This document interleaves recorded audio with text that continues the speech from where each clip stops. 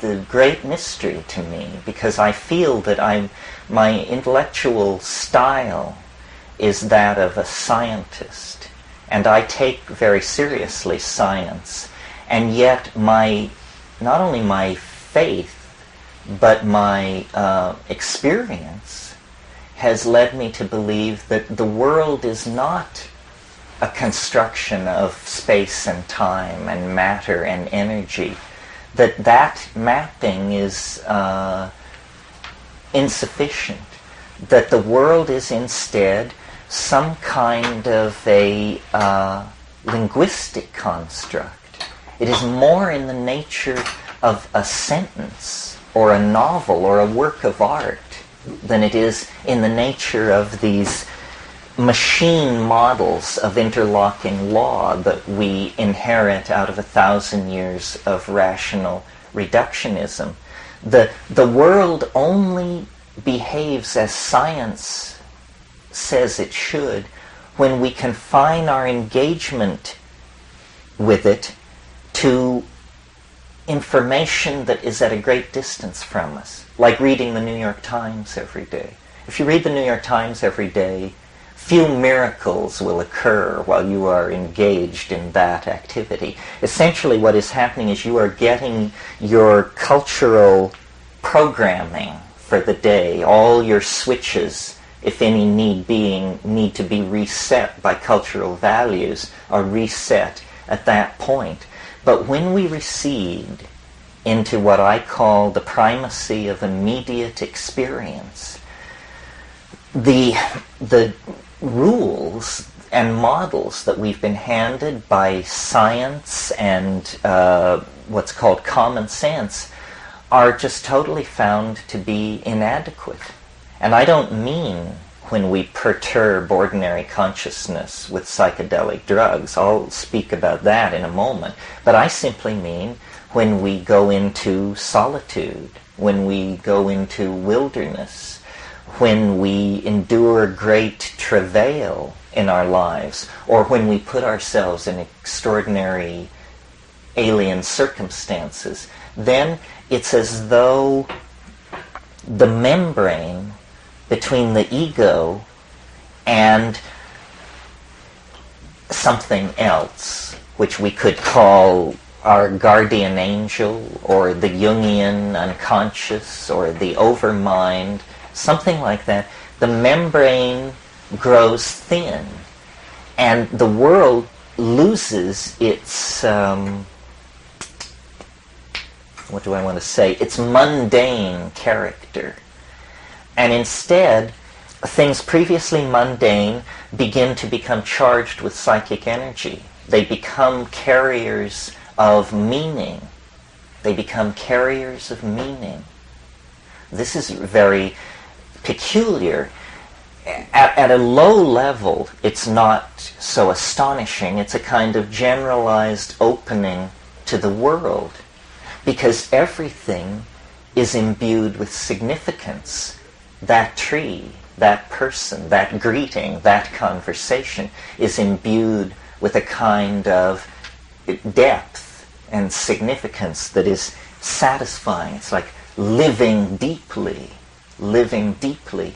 But this phenomenon can proceed to a deeper level of introspection and relationship to the exterior. And in that case then, this significance, which everything was previously seen to have, begins to concrete or densify, and the world begins to dissolve into animate intelligence. Now, at this point, if you didn't bargain for this, you're probably very concerned about your mental condition. And if you aren't, your friends are. Because what you're saying at this point is, the rivers talk to me, the trees whisper in my ear. What you're recovering is the meaning. That's all. The meaning that is self-evident in nature, but that we block. The meaning is so pregnant in everything that it can actually articulate itself in your native English tongue. And, talking rocks, talking trees, talking boulders, we define this as pathology. It means, in technical jargon, a severely diminished ego is in danger of overwhelmment by material from the inchoate and disorganized unconscious. Well, but what's actually happening is that for the first time in somebody's life or experience, they are meeting the resident meaning in reality with its force unblunted by conditioning and denial. And this is some kind of a linguistic process. We, and all nature, I think, swims in some kind of sea of signification, of which we are, in the same way that the amphibians were able to drag themselves out of the primitive oceans of this planet into air and exist in a completely different dimension. We, whether grandly or perversely, the verdict is not yet in, we dragged ourselves out of the sea of telepathic interconnected signification that united all life, and we exist panting and pop-eyed in this other dimension called history, ego awareness, presence of self, sense of loss, anticipation of gain. All of these dimensions of experience really have been added to what was previously the animal Tao, just the howling at the moon Tao of animal existence. And to this we have added, a dimension of future anticipation, a dimension of regret, a dimension of how do I make choices, and so forth and so on. There is not I don't put a moral judgment on this, but it has to be said that in the tradition of the West, this has been viewed classically as the fall. This is the fall into names instead of realities, into constructs of reality rather than reality itself. And this has now been inculcated into each and every one of us as, both the glory and the trauma of human existence, which is our extraordinary ability to reside in and be in language. So, for instance, I've made this example before. A child lying in a crib and a hummingbird comes into the room, and the child is ecstatic because this shimmering iridescence of movement and sound and attention, it's just wonderful. I mean, it is an instantaneous miracle when placed against the background of the dull wallpaper of the nursery and so forth. But then mother or nanny or someone comes in and says, "It's a bird, baby.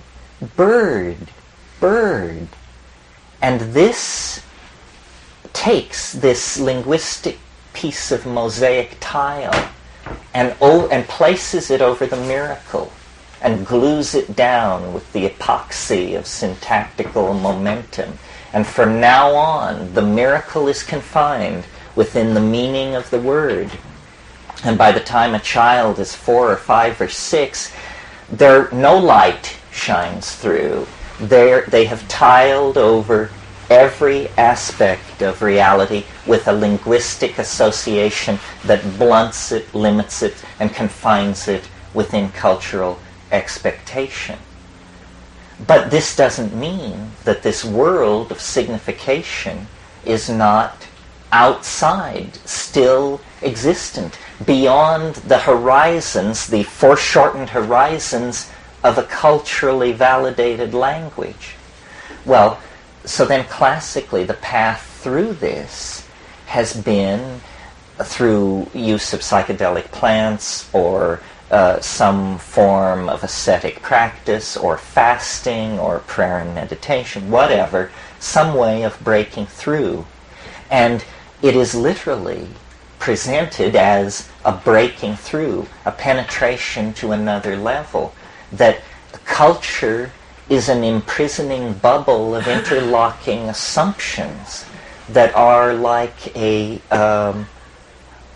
collective hallucination. I mean, I hate to say it because it's a recursive metaphor, but culture is like a delusion of some sort, because it isn't true, of course. It isn't true if you're a Witoto. It isn't true that you came from the piss of the anaconda god when he had to get out of his canoe at the first waterfall.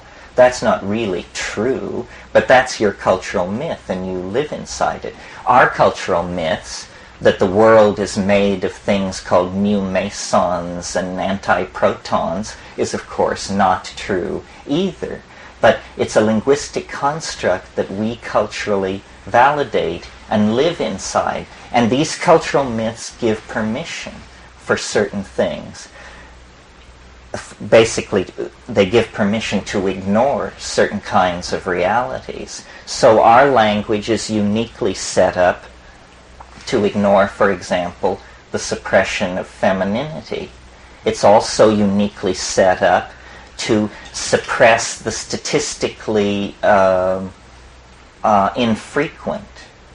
We really have no patience with that. We have an assembly mind mentality. What we're interested in is that things run smoothly.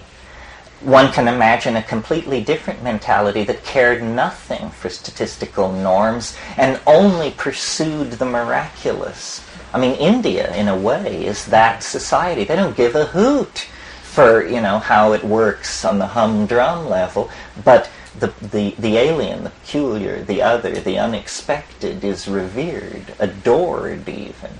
So these kinds of cultural values shift, but now we are in a global culture with the combined understandings of 500, 600, 700 language groups and half that many literatures being poured into a global database where some people are assimilating enough of this to begin to play their part in the creation of a kind of global meta-program for language.